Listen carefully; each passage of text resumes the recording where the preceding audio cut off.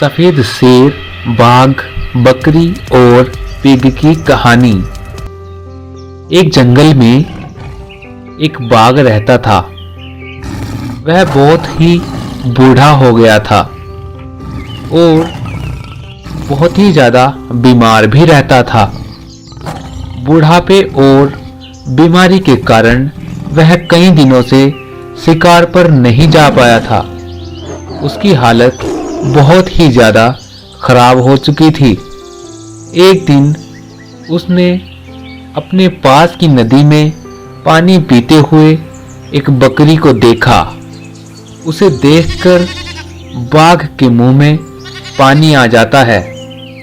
बाघ उस बकरी से बोला, बेटी, मुझ पर एक उपकार करो, मेरे लिए नदी से थोड़ा सा पानी ला दो।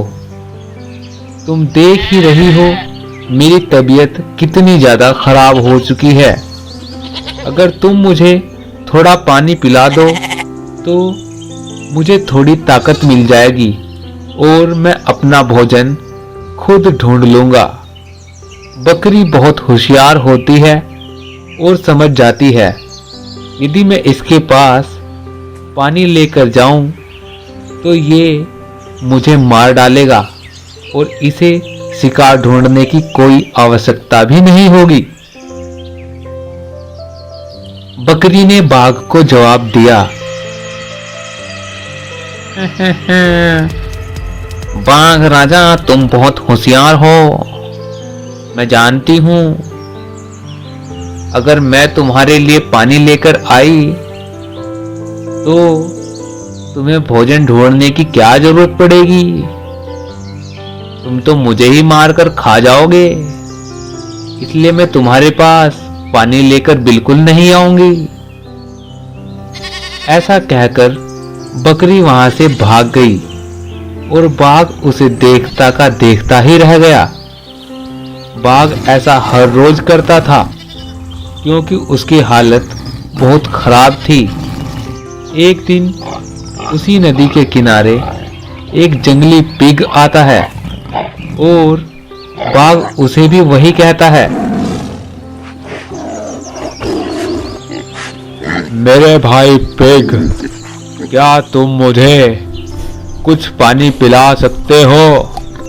मेरी हालत बहुत खराब हो रखी है, जिसकी वजह से मैं अपने शरीर में ताकत ले आऊंगा। तुम बस मुझे थोड़ा सा पानी पिला दो। पिग बाघ की बात सुनकर सोचने लगता है, पर उसके दिमाग में ये भी आता है कि यदि मैं इसके पास जाऊं तो कहीं ये मुझे मार न डाले। पर पिग को उसकी हालत देखकर उसके ऊपर तरस भी आने लगता है कि मैं इसकी मदद कर ही देता हूं। पिग उसके लिए पानी लेकर उसके पास जाता है। जैसे ही पिग उसके पास जाता है, बूढ़ा पाखंडी बाघ उसका शिकार कर लेता है और उस पिग को मार डालता है। यह नजारा दूर खड़ी वही बकरी देख रही होती है जिसे बाघ पहले शिकार करना चाहता था। बकरी फौरन वहां से दौड़ती हुई जंगल राजा के पास जाती है और सारी बात जंगल के राजा शेर को बता देती है। जंगल का राजा शेर सफेद रंग का और बहुत ही सुंदर दिखाई देता है, जो पूरे जंगल पर राज करता है और सभी जानवरों को हमेशा खुश रखता है। जंगल का राजा शेर दौड़ता हुआ उस बाघ के पास आता है और उससे कहता है, तुम जंगल के जानवरों को झूठ कहकर उनका शिकार कर रहे हो।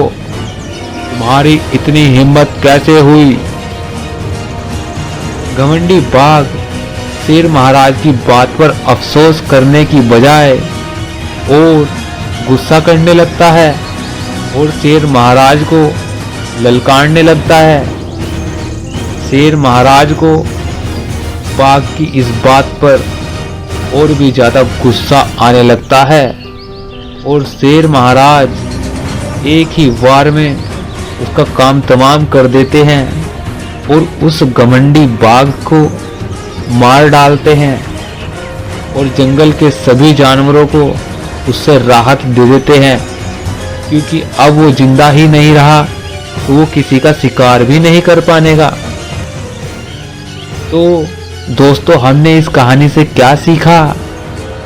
हमें कभी भी घमंड में नहीं आना चाहिए और ना ही अपने छोटों पर कभी अत्याचार करना चाहिए, क्योंकि अगर हम ऐसा करते हैं तो हमारे साथ भी ऐसा ही होगा। और भी नई नई कहानियां देखने के लिए आप हमारे चैनल को सब्सक्राइब जरूर करें और यदि आपको ये कहानी अच्छी लगी हो तो इस कहानी को लाइक जरूर करें। Thank you.